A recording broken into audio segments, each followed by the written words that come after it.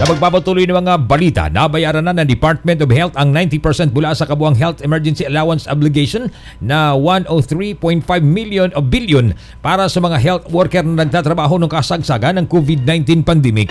Iti kasunod ng desisyon ng Pangulong Marcos na punduhan ang natitirang 27.3 billion piso ngayong taon.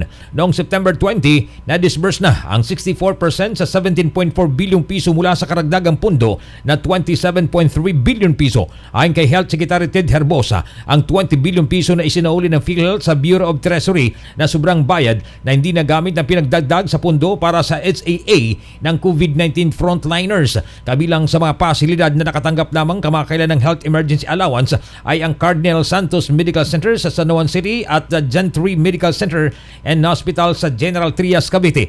Samantala, nakatakda namang ipamigay sa Oktobre ang natitirang 2.9 bilyong piso para sa HAA payment sa Central Office ng DOH sa Cagayan Valley, Western Visayas, Zamboanga Peninsula, Northern Mindanao, Davao Region at Soc-Sargent Region. Umagang balita sa Kings Radio. Samantala mga kabayan, ganap ng batas ang panukalang batas na nagsusulong ng kapakanan at karapatan ng Filipino seafarers. Ito ay matapos pirmahan ni Pangulong Ferdinand Marcos Jr. ang Magna Carta of Filipino Seafarers sa isang seremonya sa Malacanang kamakailan. Sa ilalim ng Magna Carta of Seafarers, itinataguyod ang interes at proteksyon ng mga Pilipinong marino. Kaakibat nito ang pagpapaigting ng training at accreditation para matiyak ang compliance sa International Maritime Standards. Layon din ng Magna Carta of Filipino Seafarers na bumuo ng comprehensive framework na magpreserba at palakasin ang karapatan at kapakanan ng mga Pinoy seafarers sa lokal at international shipping.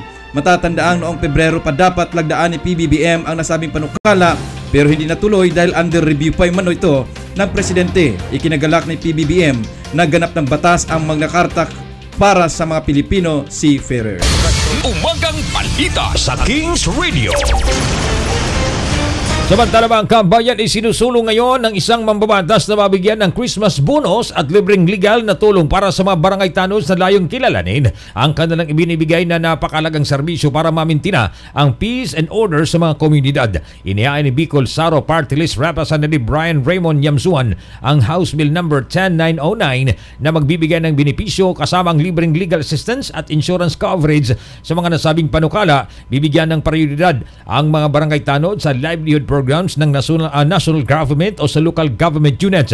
Sinabi ni Yamsuan na mahalagang papel ng mga tanod sa komunidad na nagpapanatili ng kapayapaan sa bawat barangay. Dahil sa kanilang trabaho, expose ang mga ito sa mga kriminal at nalalagay sa panganib ang kanilang buhay. Ipinunto ng kongresista na layon nilang itaas ang benepisyo ng mga tanod na may sapat na proteksyon laban sa mga potensyal na banta na kanilang kakaharapin. Sa sandaling maging ganap na batas ang House Bill number 10909, abay ang bawat qualified na tanod ay makakatanggap ng Christmas bonus. Sa ilalim na nasabing batas at tinitiyak ang tenure ng mga barangay tanod sa sandaling sila ay italaga. Ang sangguniang barangay ang magdesisyon kung tatanggalin ang isang tanod na may sapat na basihan. Umagang balita sa Kings Radio. Bilang panghuli sa ating balitang pambansa mga kabayan, nilinaw ni Senate President Pro Tempore Jingo Estrada na walang katotohanan ang mga umuugong na balitang may planong patalsikin sa pwesto sa Senate President Chis Escudero. Anya, nagtaka at nagulat din siya nang marinig ang usap-usapan tungkol dito lalo na't nakikita niyang suportado ng halos ng senador ang kasalukuyang liderato. Samantala, nang tanungin kung may plano ba siyang maging Senate President, sinabi niyang komportable na siya sa kanyang pwesto at nagagawa din naman ng mabuti ni Escudero ang kanyang trabaho. Umagang balita sa Kings Radio. Oras ganap ng impunto alas 7 ng umaga Philippine Standard Time. Umagang balita sa Kings Radio. Dumako na tayo sa mga nakalap ng mabalita at mga kasamang Kings Radio reporter sa buong kabulan ng Kamindanawan sa atin naman. Balitang Mindanao. Sa ating balitang Mindanao mga kabayan, Luksang Bayan Peace Rally. Abay, isinagawa dyan sa Butuan City, Caraga Region. Alamin natin ang balitang Mindanao mula kay Edgar Gabanyog. Balitang Mindanao. Payapang nagawa sa gabi sa lungsod ng Butuan ang Luksang Bayan Peace Rally o National Indignation Rally kasabay sa pagbalik tanaw sa ika-52 anibersaryo sa deklarasyon ng Marcelo. Pinangunahan ito ng grupong may isog na isinagawa din sa ibang mga lugar sa bansa gaya ng Liwasang Bonifacio sa Manila, Plaza Independencia sa Cebu City, Surigao City, Bislig City at iba pa. Sa Butuan City, isinagawa ito sa Barangay Libertad kung saan tinalakay ng mga speakers ang mga nangungunang isyu sa komunidad na nakaapekto na sa mga mamamayang Pilipino dahil sa hindi pagtutok ng administrasyon sa totoong problema ng bansa na resulta sa mga pagbibigay prioridad sa isyu ng politika. At yan ang Balitang Mindanao, Edgar Camanyug para sa Umagang Balita sa Kings Radio. Balitang Mindanao. Samantala mga kabayan, sa dagdag na Balitang Mindanao, guro namatay matapos umanong insultuhin ng kanyang prinsipal. Alamin natin ang detalye sa report ni Maricel Bayuna. Sel, Mindanao. report Maricel. Namatay ang isang guro na si Marjorie Baldo dahil sa matinding stress matapos siyang paulit-ulit na insultuhin ng kailang prinsipal. Ayon sa mga kaanak ni Teacher Marjorie, sa Pantukan, Davao de Oro, may isang estudyante si Ma'am Marjorie na naksidente sa loob ng silid-aralan dahil sa kalikutan at nabagok ang ulo sa bangko na naging sanhi ng pagdurugo kahit na pinagsabihan na ito. Dahil dito, diretsong sinumbong ng mga magulang ng bata ang guro sa prinsipal kaya't pinagsabihan na at ininsulto siya. Tumigas daw ang guro habang pinagsasabihan ng lalaking prinsipal. Sa group chat ng grade 2, inilabas ni Teacher Marjorie ang kanyang sama ng loob dahil nasaktan siya sa natanggap ng mga insulto at na-question ang kanyang 31 na taon na pagserbisyo. Dinidib ng gusto ng guro ang parangal na naging sanhi ng kanyang pagdadala sa ospital hanggang sa tuluyang nawalan ng buhay. At yan ang report, Maricel Bayuna para sa Umagang Balita sa Kings Radio, Balitang Mindanao. Balitang Mindanao. Bilang pagtutuwid mga kabay, ito po ay paratang at hindi po parangal. Balitang Mindanao. Balitang Mindanao nyo na pakinggan natin sa atin mga kabayan ng EG Pure Iron Chewable Tablet. Mabibili po yan sa mga suking butika over the counter nationwide. Papatanggal po ng mga iniinom natin na may lasang bakal. Kaya EG Pure Iron Chewable Tablet mabibili sa mga butika over the counter nationwide. Balitang Mindanao. At kaya mga kabayan, dumako naman tayo sa atin naman pong balitang Ibayong Dagat.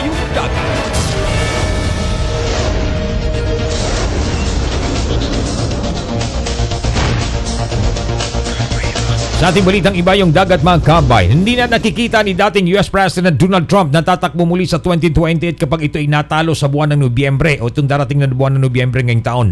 Sa kanyang talumpati kasi mga kabayan, sa kampanya doon sa Wilmington, North Carolina, na kanyang tatanggapin ang nasabing kapalaran. Magiging edad 82 na kasi siya pagdating ng 2028 elections. Kung bikuman siya ngayong Nobyembre, abay, sinasabi niyang magugunitang makailang ulit na sinabi ni Trump na kayang-kaya niyang talunin ang katunggalin nitong si Vice President Kamala Harris kung saan patuloy ang ginagawa niyang pag-atake. Samantala mga kabayan, bilang dagdag sa ating balitang Ibayong Dagat, patuloy din ang panghihikayat ng US sa Israel at Lebanon na magkaroon ng mapayapang pag-uusap. Ayon sa White House, nalabi silang nababahala sa pagsiklab ng kaguluhan ng Israel sa ibang rehiyon gaya sa Lebanon. Handa niyang mamamagitan ang US sa gagawing pag-uusap ng Israel at Lebanon. Magugunitang kabilang ang US ilang mediator country gaya ng Egypt at Qatar na nagsusulong ng ceasefire deal sa pagitan ng Hamas at Israel. Balitang Ibayong Dagat. Balitang Ibayong Dagat, inyo na pakinggan natin sa atin ng Panyawan Liniment Oil at Panyawan Capsule. Ito'y gawa po ng SED Marketing at mabibili po ang Panyawan Capsule at Panyawan Liniment Oil sa mga suking butika sa inyong mga lugar. Tatak Panyawan at Tatak SED Marketing. Tatak SED Marketing. Balitang Ibayong Dagat.